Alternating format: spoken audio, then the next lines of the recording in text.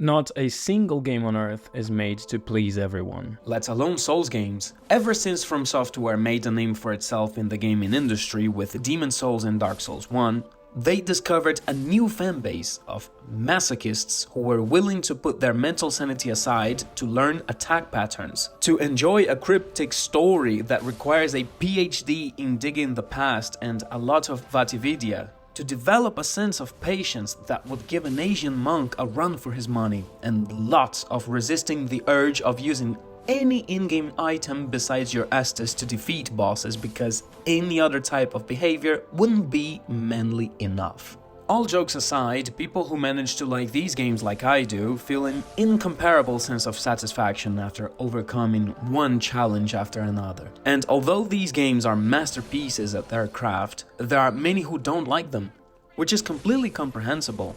Today's video has not been made to try to change these people's minds and show how wrong they are, but to shed a light on negative videos and comments from ignorant people who haven't gone past Father Gascoigne or Margit, yet they feel like they are Souls games connoisseurs when calling these games shit, unfair, distasteful, and so on. First of all, I'll try to avoid those who are obviously trolling, like this YouTube channel, which I won't show for disclosure's sake, who has a negative review on every single Souls game because give me that attention. And typically his arguments on why they suck are, well, I'll let them speak for themselves. Okay, so in the game, you got blood of the nightmare. The blood is everywhere and the monsters are covered in blood and the guy is a blood hunter and he's a hunter of blood and he hunts the monsters and the monsters are cursed and the curses. It's so fucking edgy all the time, man. So sit tight, buckle up, and expect the worst.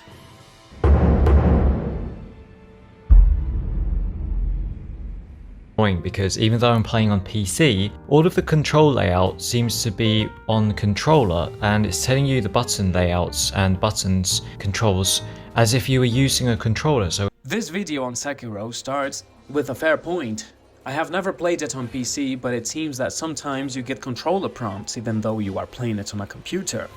I'll give you that one, mister, but then he says, so after fumbling around for 15 minutes trying to figure out the stupid controls, I finally found out how to do basic attacks, dodging and stuff like that. Well, I mean, maybe instead of doing that, you could have changed the settings, which takes less than 10 seconds. It's very unresponsive, very sluggish. The main character in the game, he moves very slowly. You don't really have combos or special moves. Very unresponsive, sluggish, slow, basic combat, no special moves.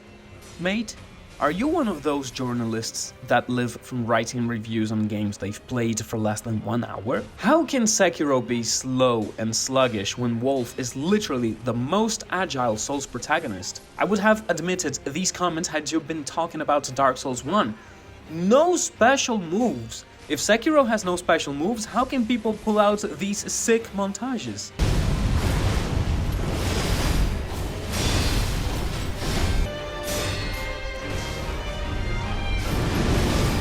I don't think those are mods, friend. So using my gaming scoring system, I would have to give it a 1.2 out of 10. So that is your opinion, and I respect it.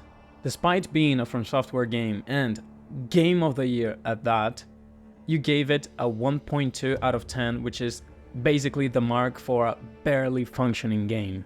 You comrades want to know what the funny thing is? Look at the gameplay footage from this man. He rumbles on how he dislikes the deplete stamina bar to break posture mechanic, but he barely attempts to parry or even to lock on an enemy. His review is almost 9 minutes long, and all of his footage are from the tutorial and a little beyond the first level after the tutorial. I think someone here hasn't dedicated enough time to getting good, but hey, that's just me. How about you at least defeat Genichiro and then come back with a new review on your newfounded perspective? I'll be waiting. Just out of curiosity, I went to the glorious Steam page of negative reviews to check what's cooking there, and as usual, I did not leave unsatisfied. You don't like it because you have the freedom to de-aggro the enemies and pick them one by one over and over? How about not doing it? The game doesn't have a single mandatory stealth sequence, not even in the tutorial. You can fuck it up and still run to Kuro's house. In 12 hours, this man reached the conclusion that this is one of the worst games ever made. Okay. If a bullet is flying by in close distance of your fingers and you twitch your fingers to graze this bullet and it was a machine gun that shot the bullet and you can graze every bullet that follows, then this game is for you. Oh man, I'm so lucky. I was specifically looking for a bullets grazing and finger twitching game. Thanks for the recommendation, my boy. And my favorite one. I suck, so the game does. I suppose he wanted to say I suck and so does the game. With 2.5 hours clocked in the freaking Souls game, he didn't get instantly good and gave up. And just half an hour beyond the 2-hour limit to get a refund. Unlucky, brother. Imagine giving up on everything in life because you are not instantly good at it.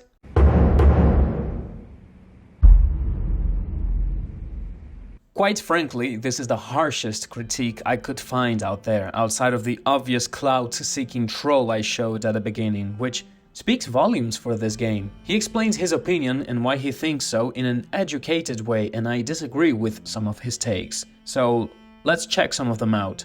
In contrast to other Souls games, however, Bloodborne gives you practically zero introduction to any of its characters, locations, or concepts before thrusting you right into gameplay on a main quest to find some nebulous MacGuffin known as the Pale Blood. I don't think Bloodborne has the need to explain itself as much as the other games because of two factors: horror and tension. Bloodborne is a world where many unexpected things happen, like a dream inside of a dream, a nightmare inside of the dream inside of the dream.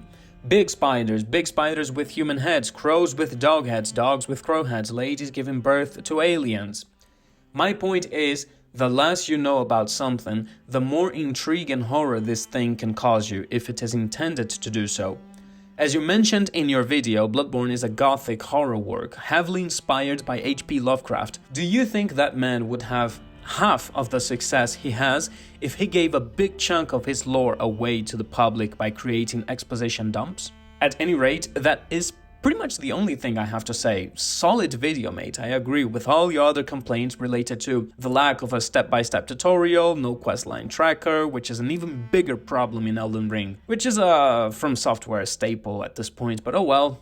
Doesn't look like they will change it anytime soon, right? Because hard.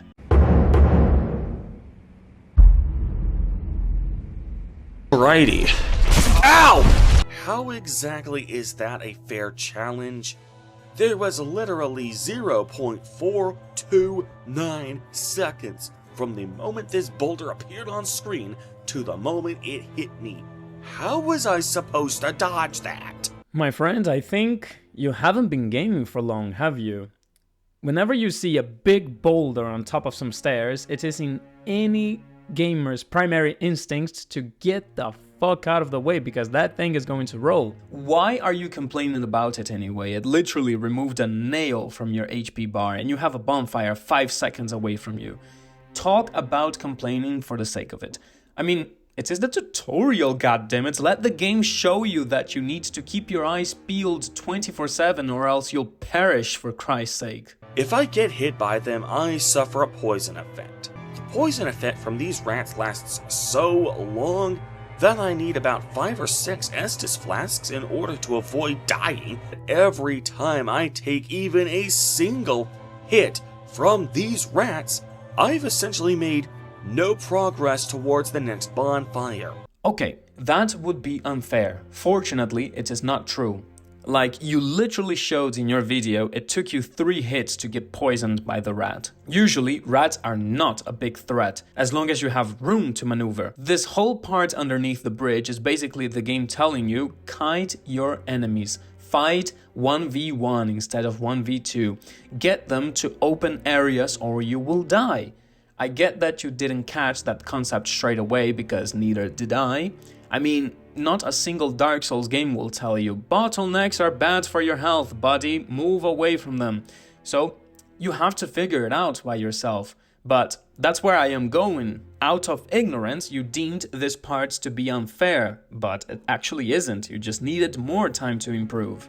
I think on 2 occasions I made it all the way to the gargoyle boss fight, but I never beat them, and quite frankly, I don't even care anymore. So basically with this, he admits that the game got the best of him since he didn't even beat the 3rd boss of the game and literally called it quits and decided to upload a video on YouTube saying how much the game sucks. Had you criticized how sluggish it feels after so many years, or the weapon upgrade path, or zones like Tomb of the Giants and Lost Izalith, I would have agreed with you 100%, but man, you were not on the money with this one, friend.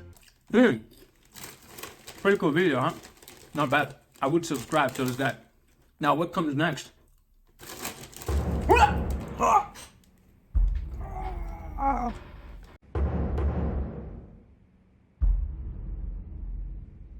I fucking hate this game. This game is hard for the sake of being hard. And what I mean by that is there's no fucking rhyme or reason for the enemies this early in the game to be so fucking difficult. I'm pretty sure you are familiar with this man, because he's been a very controversial content creator because of his takes on Dark Souls 3, and as you can see, if Skill Issue had a name, it would be this man's YouTube account. I've been playing the same part so fucking long that I can basically speedrun through it until I hit a big guy, and then I'm fucked. And then don't get me started on the blocking mechanic. It is so fucking retarded that the enemies can block you 100% without stumbling. It's amazing how this dude was so butthurt over kicking names and taking ass that instead of doing some proper research on how to play the game, he said, nope, screw it, target acquired, hate video incoming.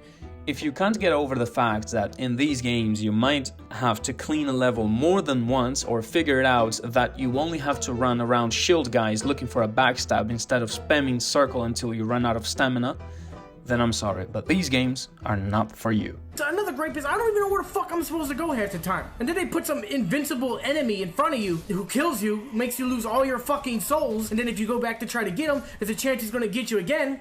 And sometimes they kill you to a point where you actually can't get to. I think I might have skipped this part. I don't remember such invincible enemies. Trust me, I would remember something with unlimited HP in these games if ever there was one. It's funny that you've complained about being lost in this exact game. Had you done the same thing in Dark Souls 1 or 2, I would have accepted it. But in Dark Souls 3? Where the map is almost as linear as a Call of Duty campaign? Are you serious? But I don't want that fucking challenge. I just want to enjoy a game that looks good, that I can kill some ugly, disgusting monster shit and have a good time. I don't want to fucking have to turn a corner and be worrying about what's going to kill me next, because every little thing can kill you. Well, mister, isn't it the funniest of the funny things that you were looking for a relaxing and fun game, free of challenges and... Oops, you accidentally booted up Dark Souls 3, a game that belongs to the franchise that made a name for itself by releasing difficult games. An epic yet spirit-crushing adventure where 95% of the NPCs are looking out to kill you and 100% of them can be lethal if you don't know how to play. So unfortunate, right? Well, I could continue for days with this man, but I'll stop here because I don't want this moaning and crying to be embedded in your brains when you try to sleep.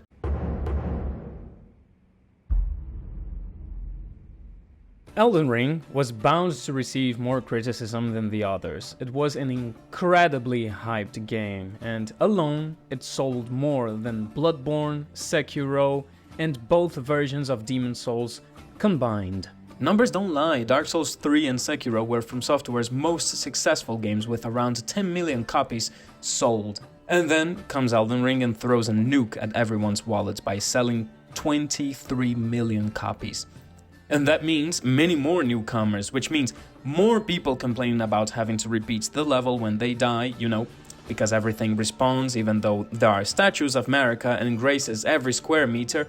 More people complaining about no difficulty option, even though this game is incredibly easy for beginners since there are so many abusable summons and pots. More people complaining about how utterly pointless it is to sit down to play a game and end up having to memorize boss attack patterns and die 1,000 times in the process. Okay guys, we get it, game is hard. Anything new? So there is no real reason for the difficulty balance being so uneven. I too often go past a real challenging area, only to reach a cave in that area that has an oddly easy set of mobs and a very easy boss that feels like an afterthought. Why is that even a complaint? Have you ever compared your Soulsborne adventures to a friend's? Have you ever told them, "Whoa, this boss whooped my ass, man," and your friend was like, "Nah, man, that was easy as hell," and vice versa? There are so many variables that can affect your adventure besides playstyle and build, and those will make you struggle with some areas/enemies, and also they will make you feel like some zones are a cakewalk. Or would you like the game to have a non-variable difficulty line where everything from start to finish is excruciatingly hard? Oh, I'm no elitist Soulsborne player. I don't complain about people using mimics, pots, Comet, Azure, as long as they don't comment on difficulty, of course. You, sir, are summoning a mimic to fight a misbegotten, and dare to complain about how easy it is sometimes? The story is that Elden Ring is destroyed, and by defeating all the bosses, all balance will be restored, or something like that. That's one of them generic ass stories, right? You don't have a mentor who's dying. You don't have a village you gotta put on your back and save. You don't have a family to save. No mentor who is dying? No village or family members to save? How could they? Hey man, thanks for the innovative ideas. It's not like any games have already exploited them, right? Oh, they have? Oh, shall I show him the list? Okay. Fallout 3, looking for my dad. Fallout 4, looking for my son. Fallout New Vegas, looking for my killer. Assassin's Creed 3, Revenge on my mom. Assassin's Creed 2, Revenge on my family. Assassin's Creed Unity, Revenge on my dad. Assassin's Creed Syndicate, Revenge for our parents. Far Cry 3, Revenge for my brother. The Last of Us 2, Revenge for my adoptive father. Watch Dogs, Revenge for my daughter. Assassin's Creed Mirage, Revenge for my son. I could continue for a long time. Stories can have a generic beginning. What matters is what happens on the path to the conclusion. Look at StarCraft. Summarizing, Mengsk was working with an assassin called Kerrigan, and he abandoned her at the mercy of some monster aliens because she killed his father. What he didn't count on is that the Zerg would keep her and transform her into their leader. Years and years later, she ends up killing him, a monster at heart, for transforming her into a superficial monster, but with a heart of gold. Didn't that sound poetic? It surely started as a dead family member motivation, but look at what we got. Elden Ring might have a generic premise, as you say, but the lore behind it is complex at its worst. The only thing that Elden Ring really does that separates itself from Dark Souls 3 is the shield parry mechanic, the spear summonings, the horse, and the open world. How ironic is it that he's playing Call of Duty in the background while speaking about FromSoftware being a repetitive franchise. He even made a general reply to everyone who were calling him a hypocrite, saying, "I'm only playing Call of Duty for the background clip, but I actually hate the game." The man has numerous videos with clips of Black Ops 3, Black Ops 4 and Cold War in the background while he talks about anime and tries to say he does it for the sake of the video. It would have been easier to just accept you are a hypocrite and be done with it. A lot of the areas in this game look the fucking same. I'll let the game speak for himself in this one.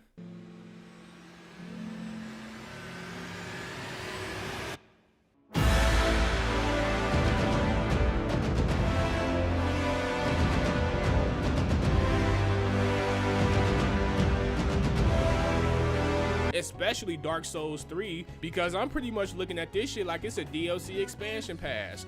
Even if that statement was the truth, wouldn't you want to spend $60 for a DLC that can add between 150 and 300 hours of gameplay with almost 100 new weapons, many new spells, improved graphics, a new story, new bosses, and so on? Hell, I paid $20 for Blood and Wine, which is top 3 best DLC ever in my opinion. Why wouldn't I pay $60 for a DLC called Elden Ring with that amount of cool content? You know, I could continue for hours upon hours. FromSoftware is a company that implicitly creates games for people who like to overcome huge challenges, which means they have a target public, and gamers who are outside of this target zone are not going to like them. Each one of these games have many flaws, and I have found many reviews from people who politely express their ideas without calling the game trash. Others think that shock factor and going against whatever's good at the moment without documenting themselves properly makes a decent video. The Last Dude is a good example of that.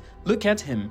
Going against likable characters like Vegeta and Sasuke, insulting Berserk's fanbase, JoJo sucks, Elden Ring sucks, I don't know man, sounds like rage baiting. If you are a new gamer to the franchise, be very selectful of the video you select as a review that will decide for you whether they are worth playing or not, because there are many people out there trying to get clout from criticizing good games, or just plainly insulting them because they got destroyed while playing. That's all from me for today, comrades. See you in the next one. Peace.